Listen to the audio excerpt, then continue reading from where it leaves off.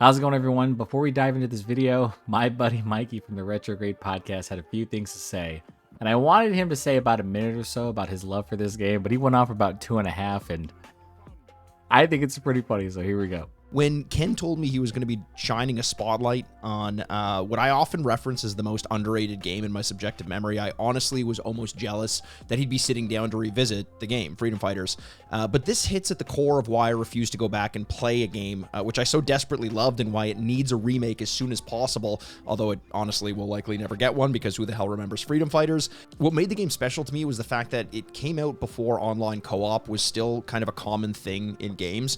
In fact, in 2003, online console gaming was still relatively novel. Like, sure, SOCOM had come out, but it wasn't exactly a user-friendly experience getting a PS2 hooked up for online play. That was an atrocious experience. Plus, while I wanted multiplayer element to my games, I really shied away from competitive multiplayer because it was just too intimidating for me. I wanted co-op. Freedom Fighters was one of the rare games, I'll use Halo as another example, where amassing a crew of computer-controlled friends kind of scratched that itch. In my mind, I was taking down the Soviet Union-occupied New York with friends, not just a group of pixels following me around in some obnoxious escort mission, which were so fucking common at that time in gaming. And by the way, thank God we don't have those as often as we used to. Freedom Fighters needs to be remade because there's still a space for co-op shooters with a single-player emphasis where the cooperation can be with a computer-controlled character, and it feels good because that's how the game was balanced. I don't always need my games balanced around multiplayer co-op because that's always going to be exploited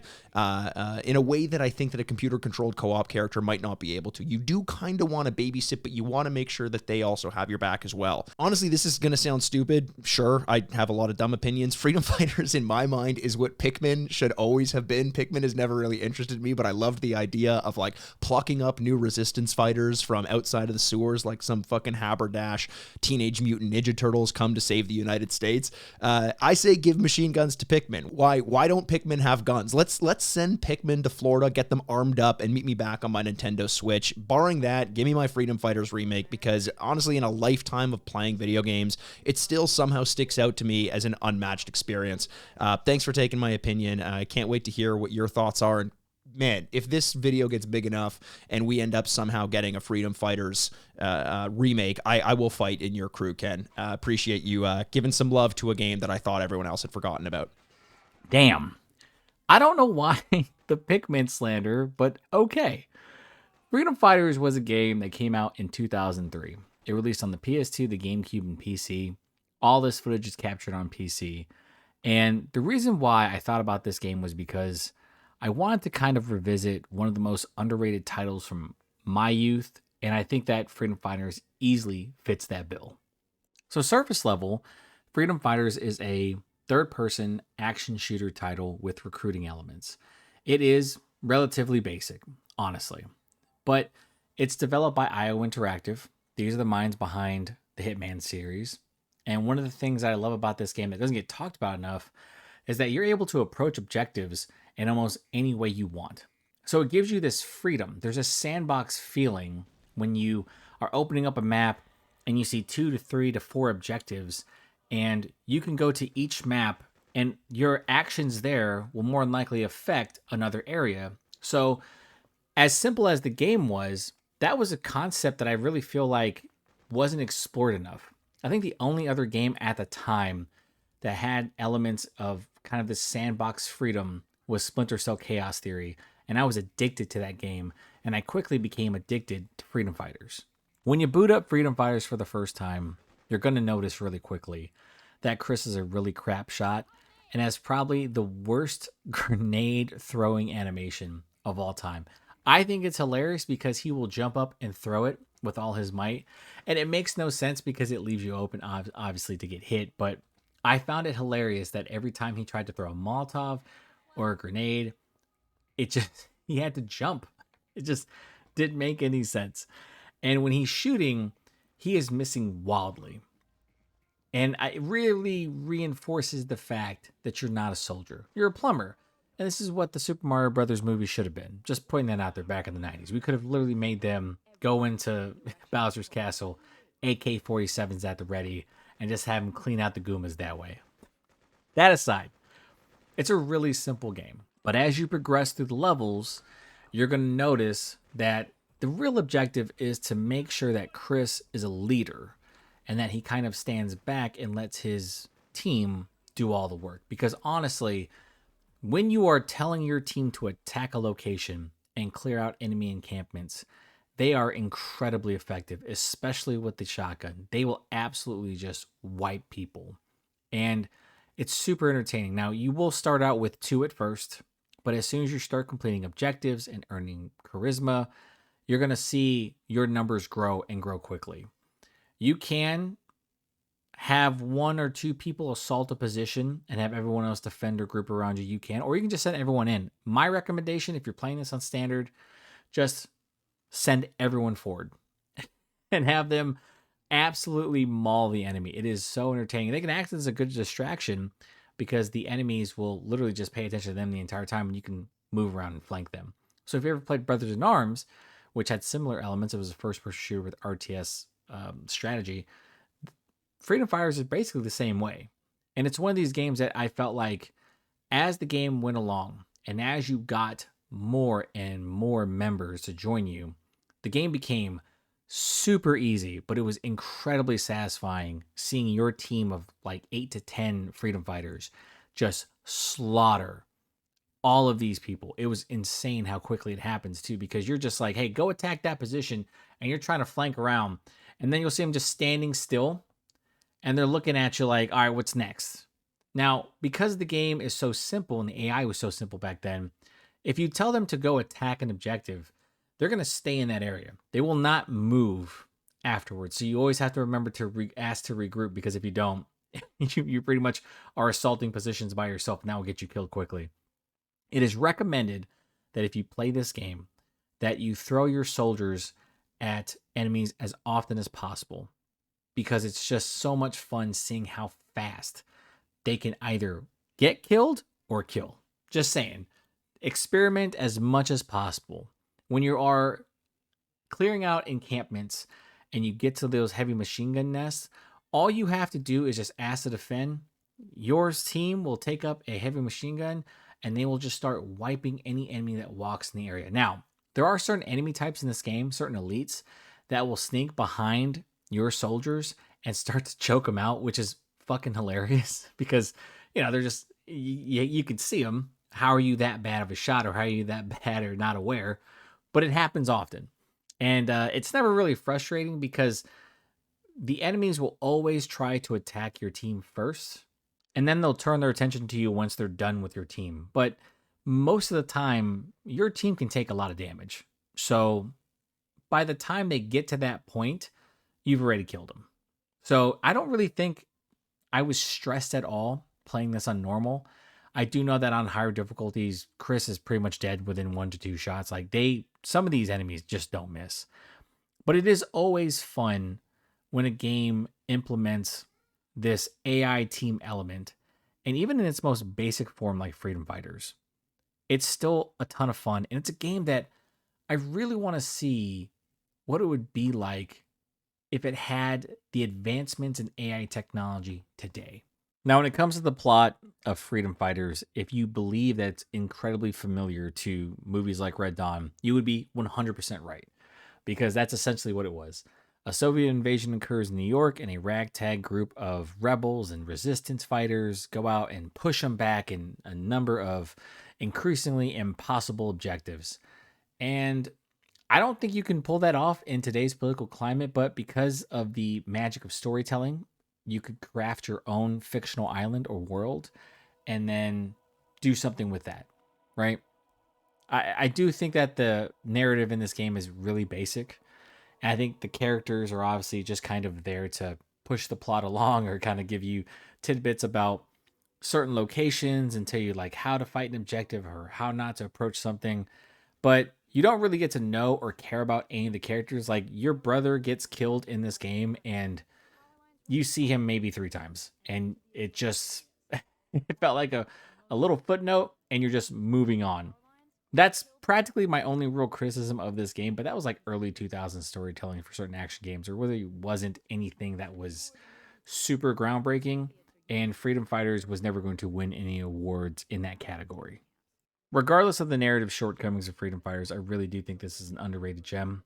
I believe this is a game that was overlooked because, you know, there was probably other titles that were less ambitious and probably easier to manage at the time. And I feel like what IO Interactive did was create a game that was fantastic. And they executed it well, knowing that there were certain technical shortcomings. I mean, you really have the most basic AI, but they're super effective. And I think that today, if you could have a little bit more freedom in how you ordered your squad around, I think that would be pretty cool. I think Freedom Fighters would probably work best now as kind of like an XCOM game, but I would still like to have a player controlled character. That type of interaction would be amazing. I wouldn't like to see it become like a Brothers in Arms type game where it's first person, but I have squads that I can manage. I think that we're good on that front. I think that a third person game would be so much more enjoyable to me. But I really feel like Freedom Fighters is one of those games that is unfortunately going to be overlooked and more than likely not touched because I do know that IO Interactive has the IP still. So they're currently working on a 007 game. And yeah, I don't really see them returning to Freedom Fighters anytime soon. But this is the type of game that I loved playing. And I was shocked because as soon as like the PS2 and the PS3 started to come out, and you started to see more and more ambitious titles. We started to see a lot of open world games. Freedom Fighters was really unique in the fact that you had sandbox areas, multiple objectives that can work with one another or work against one another, and AI controlled companions. Now you could, you know, do something unique today and have Twitch integration where some of your people that you have, your community in Twitch, could be some of the freedom fighters in the game. That would be kind of a cool thing, right? It's like Cult of the Lamb, where you have like one of your followers as like a Twitch character. I think that would be really awesome. But I think that there's got to be a real need for this game. And like Mikey had so eloquently alluded to in the beginning, where you started going off about Pikmin, I feel like this is a game where, in the right hands, and you're going to see Pikmin 4 really soon, in the right hands, you could see a really strong comeback for Freedom Fighters. Now, is the interest there? Probably not. I assume that the majority of people who will watch this are people who actually know what Freedom Fighters is and is like, holy shit, I remember this game. It's a slap of nostalgia you never knew you needed. And that's the purpose of this series. I really want to take a lot of games that some people have forgotten about or have been washed aside by time and bring them back to the forefront because I love this game and I played the absolute shit out of it. Now, outside of a visual update, I do think you would have to probably add at least 4 to 5 more stages, primarily to kind of flesh out the story and actually finish the story on the right note. Because I remember beating this game and going, so we're going to go chase this dude, right? You never did, because back then in the early 2000s, there really wasn't DLC. What they would do is just have that open itself up in the sequel. And so, I waited for a sequel. It never came. Sad face. However, I feel like Freedom Fighters could utilize an AI update, weapons update. For the love of God, can we get Chris to aim straight and actually hit his targets? I really want to know what IO Interactive was thinking, what some of the devs were thinking at the time by not making Chris so accurate. Like, I get that he's a plumber, he's not a trained soldier, but you can't have these icons on screen. You can't have me line up my sights and then completely miss all over the place. Just doesn't make sense like that. But that's a minor gripe. I had mentioned before that IO Interactive was the only real roadblock to a new Freedom Fighters getting made. But I think that if you could just imagine for a moment some of the mechanics, some of the concepts, some of the advancements that they made with the Hitman series, and they implemented it into a new iteration of Freedom Fighters. Imagine trying to complete objectives in this war-torn area, and you're trying to navigate through these places while recruiting and then, trying to sabotage certain enemy elements. You could throw in stealth sections if you want, all that type of stuff. You have all these opportunities that are there for you based off of what you've done in Hitman. And I think that if IO Interactive had interest in that, we more than likely would have seen a Freedom Fighters 2 years ago, or at least some type of continuation of the franchise. But then again, they also own Kane and Lynch, and we haven't seen Kane and Lynch in years. I think they were mentioned in Hitman Absolution, but that was it. I think that Freedom Fighters is a game that is more than likely never going to be remade, but I do think it should be remembered. There are a number of games that I feel like should get remakes. There are a number of games that I feel like should get sequels and continuations, and you're going to see a lot of games in this series that are from the early 2000s. Some you'll see from the 90s. I just have to find the time to play them. But I feel like Freedom Fighters is one of those games that, because it's available right now on Steam, that anyone can pick this up, anyone can play it. You'll complete it within, under 6 hours, more than likely. I did. I was very shocked. I was very surprised how quickly I completed the game. But it's one of those games that's fondly remembered by those who have played it. And it's one of the biggest what ifs right now, because there should have been a sequel. There should have been a continuation to this game, because it ends on a cliffhanger. You never really get to see Chris's story fully flesh out. It just kind of ends abruptly. And that's pretty tragic, I think.